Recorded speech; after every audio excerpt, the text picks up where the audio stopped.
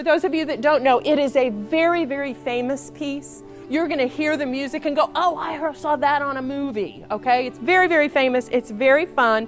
It's for huge orchestra, lots of percussion. Adult chorus, children's chorus, soprano soloist, tenor soloist who's a dying swan. He's getting like burned up. It's hysterical. And a baritone soloist.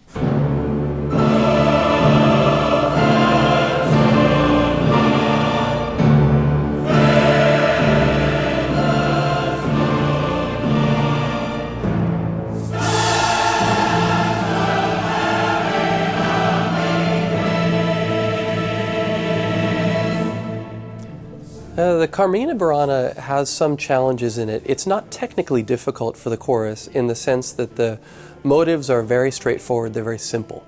What Orff, the composer, is working with is primitive blocks of sound that repeat again and again. So it doesn't say A happens and then B and then C, but rather we get different scenes. Sometimes a scene with lovers, sometimes a scene with a solo priest who's speaking from his heart about some confessions that he's making.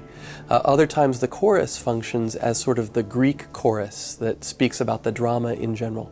So there are all kinds of different aspects of this piece and different roles. We say it's songs of love and songs of happiness and songs of drinking or songs of gambling, but we don't get into too much detail about how much love or how much drinking because they're young. So their parents can teach them that. And you're singing Love Flies Everywhere.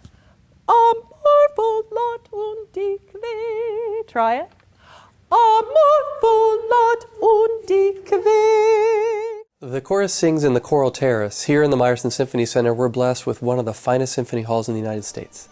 Acoustically and visually, it's one of the most appealing places that you can possibly perform. So we're very lucky.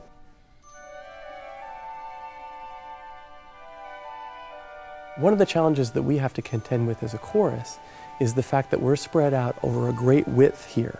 If you look at the orchestra, you'll see it's only about 40-45 feet. But from one end of the chorus to another, we're looking at hundreds of feet of distance.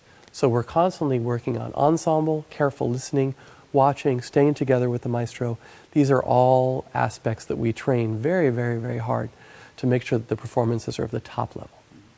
The discipline starts from the very, very beginning when they enter choir in 4th grade. They learn to do as we instruct them to do. So by the time they're in 6th, 7th, and 8th grade, they know how to sit up tall and to be quiet, but they also are able to pay attention to the music, to what is going on. Up nice and tall from the very beginning. You have 2 4-measure phrases to begin, and we're going to start right after 103. And is it difficult to stand still for long periods of time? Yes, we sung Mahler Symphony, and we had to sit in the Meyerson for 2 hours straight without moving. That was probably the worst thing we had to do. But that was really fun. You're focused on what you want to sing and how you're going to sing it to the best of your ability, so you don't really focus on anything besides singing until you're done. But we're lucky here in Dallas to have the Children's Chorus of Greater Dallas. They're beautifully trained, they're musically very, very solid, and they're also trained in the ability to be a part of a performance in a very adult way. Sing.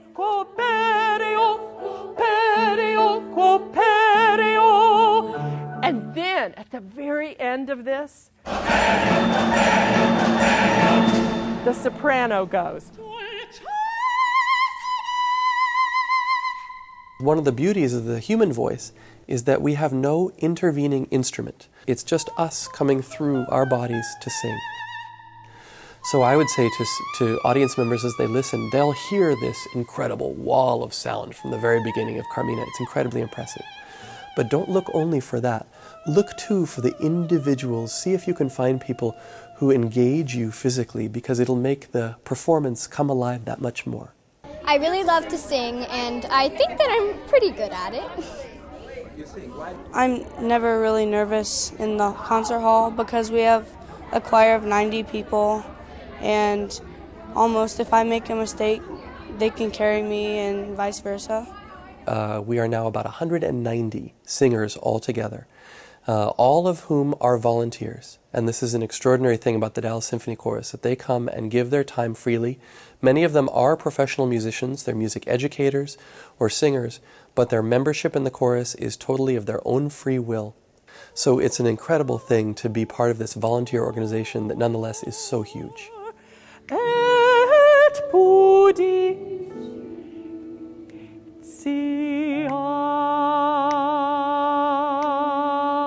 look how long she has to hold it. We'll get to see if she does or if she cheats like I would.